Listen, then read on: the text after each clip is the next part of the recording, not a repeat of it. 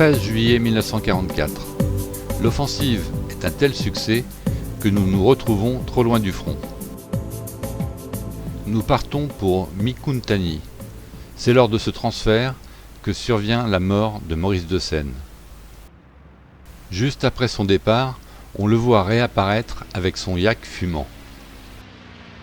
Il se présente pour se poser, hésite, on sent qu'il n'est plus totalement maître de l'appareil.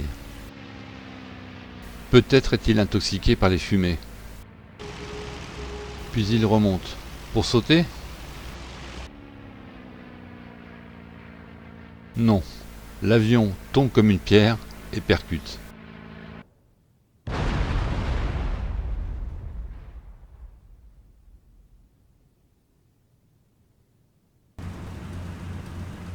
Son mécano était à bord avec lui. Il a sans aucun doute tenté de se poser plutôt que de l'abandonner dans l'appareil en sautant en parachute.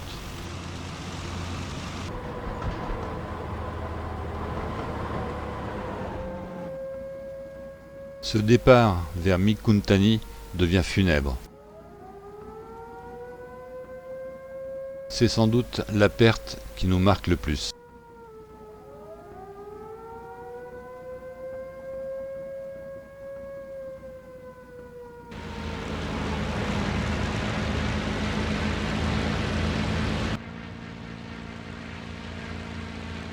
Mikountani n'est pas à proprement parler un aérodrome.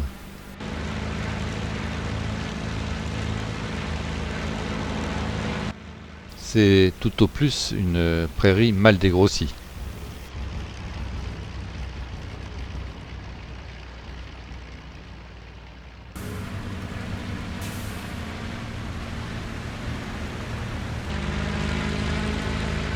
Et les installations sont très rudimentaires.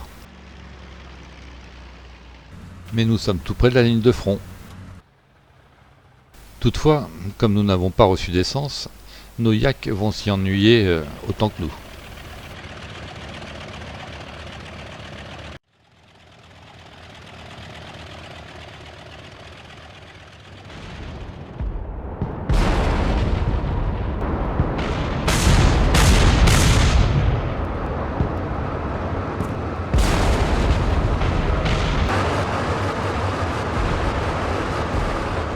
Deux semaines plus tard, le 28 juillet, les combats reprennent.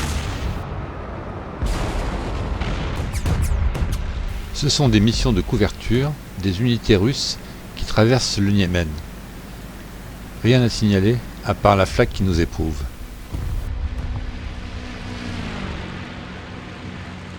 Sal est obligé d'évacuer son avion en parachute.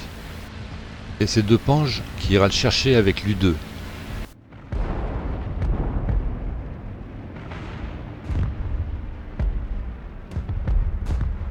Genès a les ailes criblées d'éclats, mais il rentrera à bon port.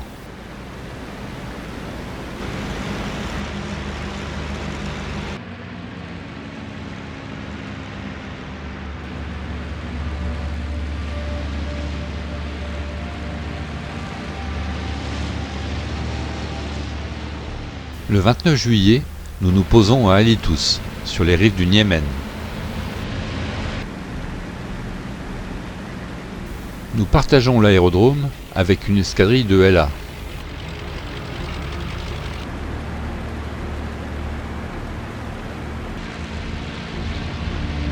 Cette petite ville lituanienne serait tranquille si ce n'était pas la guerre. Les installations sont beaucoup plus confortables qu'à Mikountani. Et ici, nous sommes aux premières loges.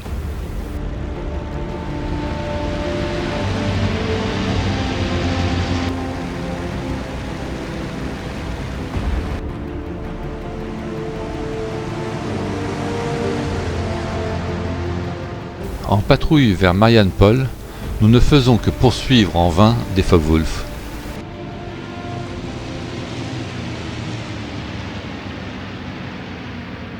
Et c'est en rentrant que nous apprenons la bataille de l'après-midi.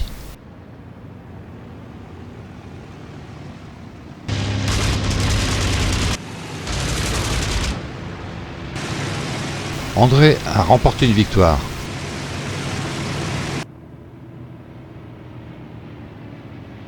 Le martelot en a une probable.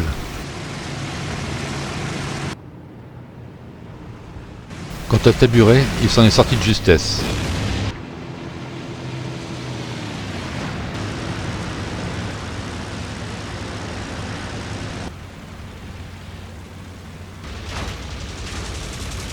Perrin, son équipier, est intervenu dans un combat entre un Boche et un IL-2 Sturmovik. Il n'y a donc que nous.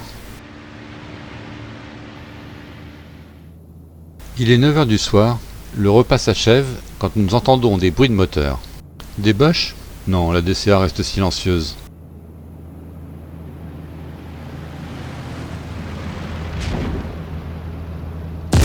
À cet instant, un ploum terrifiant. Un yak est détruit. À partir de ce jour, le terrain sera défendu par des patrouilles de nuit.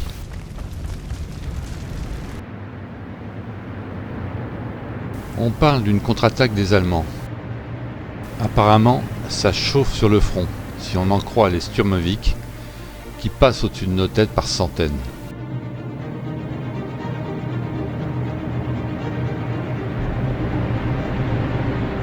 Nous apprenons que Staline a cité nommément les pilotes du colonel Pouillade, qui se sont distingués lors du passage du Niémen. Notre groupe porte désormais le nom de Normandie-Niémen.